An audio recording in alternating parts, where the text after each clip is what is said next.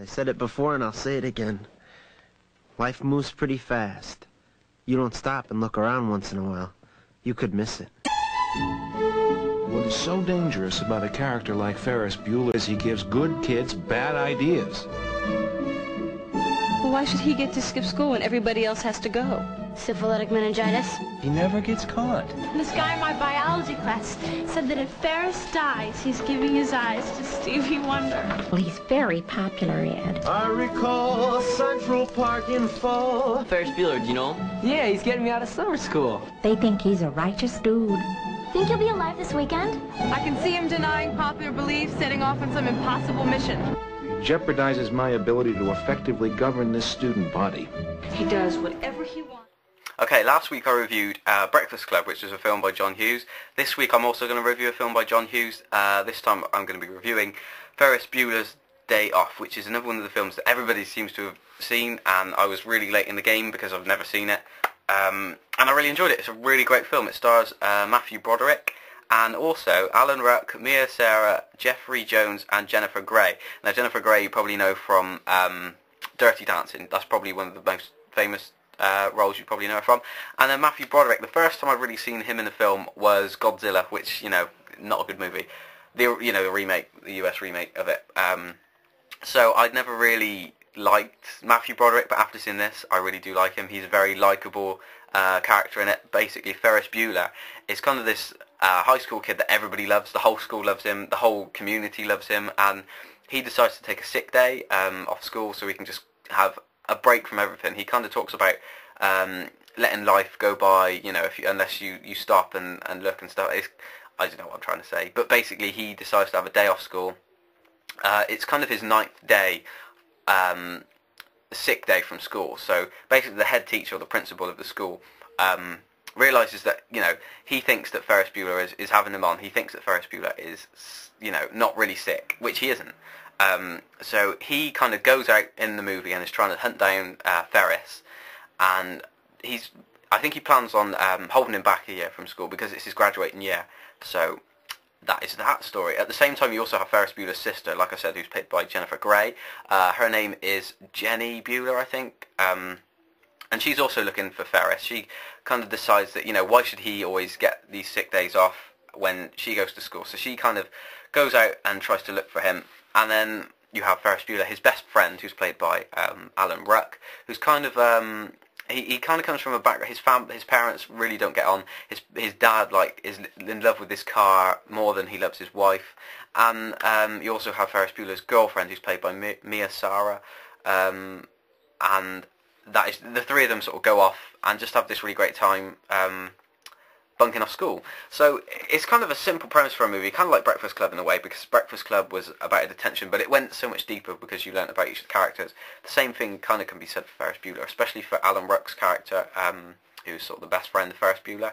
Especially towards the end of the film, you kind of get a lot, you know, you learn a lot more about that character, and he kind of does have like a, he changes throughout the film, and he becomes a better person by the end of the movie than he is at the start. Ferris Bueller is a really likeable character, like I said. He does actually speak to you as the audience several times in the movie, which is really great. He kind of, there's one point at the beginning of the film, I think, when he lists the ways of bunking off school, you know, the way you can trick your parents into thinking you're sick, which is just great. It's a really funny film. It really did make me laugh a lot more, I think, maybe more than Breakfast Club. Even though I prefer Breakfast Club as a movie, I think John Hughes did a great job with both of them, but this one made me laugh a few more times than Breakfast Club, because it is more of a funny movie. Breakfast Club kind of had those dramatic scenes, and although this one does, it doesn't have quite as many as Breakfast Club. It's got more of a fun element to it. And there's one scene that I particularly really loved, which was not funny at all. It was just a scene of them in this art gallery, and it was just loads of kind of shots of them looking at all these different bits of art, and kind of, it played along to one of the instrumental tracks, I think. It was an instrumental cover of a Smith song, but it was really great.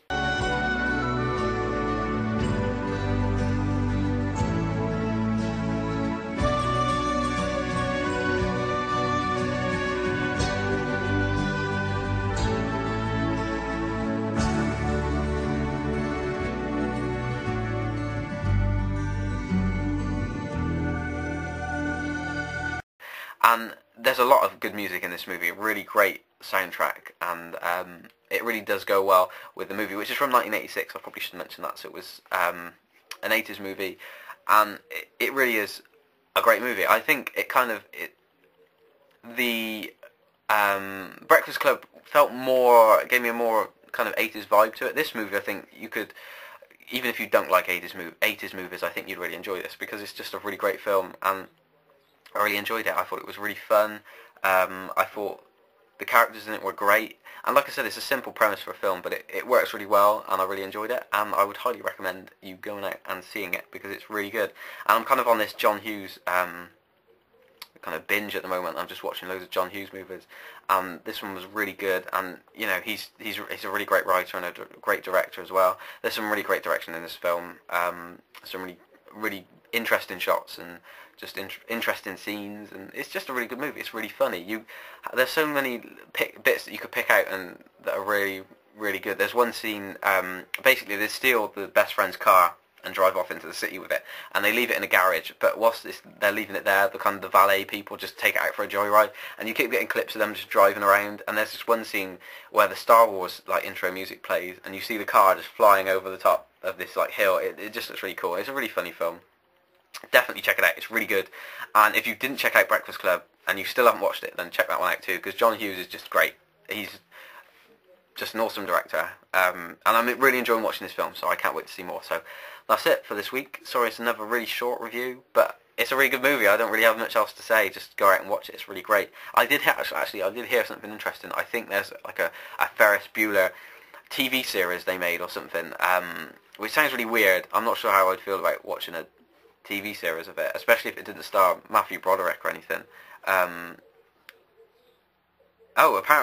Okay, I've just got it off on Wikipedia. Apparently Jennifer Aniston takes the role of Ferris Bueller's sister, so instead of Jennifer Aniston is in it as well, so that's quite interesting. I also should mention that Charlie Sheen is also in the movie. I don't know if it's one of his first roles, but he looks really young in it. He plays a drug dealer who's at a police station. One of the characters ends up going to the police station anyway, and he's there, which was kind of weird. He looks so young, but yeah. Anyway, I've rambled on too much. Ferris Bueller, check it out. Really good. Thank you for watching. And I don't have a case this week. It's really weird. I don't have a case to show you. Basically because it was from a box set, which is... If you live in the UK, I highly recommend checking out this box set, because it's got 4 really great John Hughes movies. Even though I haven't watched all of them yet, I'm sure they're all going to be good. But Ferris Bueller's in it, so just so I have something to hold up. Anyway, that is it for this update, this review. Thank you for watching, and I'll catch you next week. I said it before and I'll say it again. Life moves pretty fast. You don't stop and look around once in a while, you could miss it.